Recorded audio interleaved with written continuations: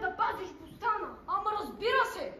Останаха още 10 дни и един бъбеш коравец. Утре ще пристигна за тях. Ще обера Бостана и ще запаля колибата.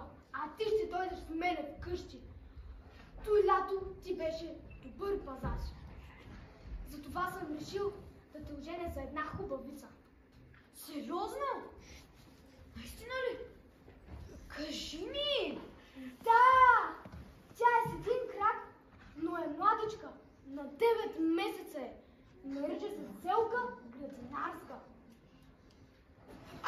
И на сватбата ти ще заколя оголена свиня. Ти съм го решил. Съгласен ли си? Разбира се, дядо Мармуране! Добре. Да пазиш Бостана. Разбира се!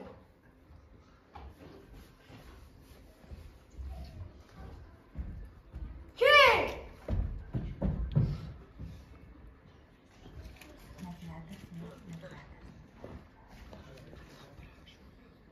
Хей! Стой! Какво търсиш тука? Търси една кинена количка. Защо ти е? Ще я нося на майка си. Тя е болна и лежи в лещовата голица. От жажда и се напухаха устните.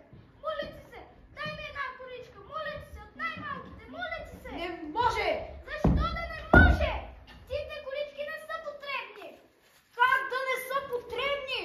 С динените коли дядо Мармуран охранва свинята, която ще заколи на моята сватба.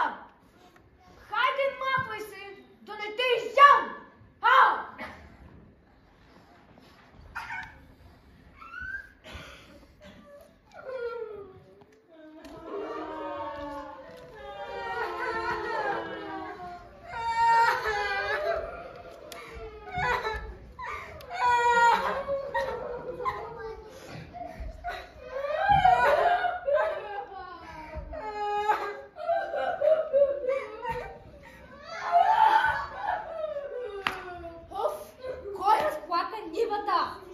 Зайчето я разплака.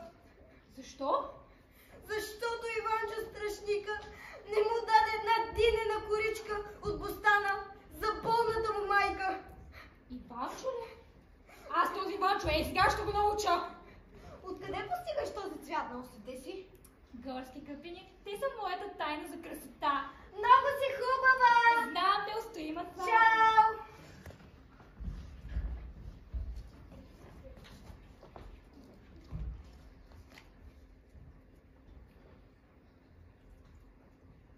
Слушай, Иванчо, или ще дадеш на зайчето една динена коричка, или ще отсека единия ти крак, на който стоиш изправен. Тия на мене не ми минават. Чел съм онази приказка, където си казала на косото босето да пусне едно по едно филинцата си от гнездото. Лъгала си го, че ще отсечеш дървото, на което стои. Мене не може измами.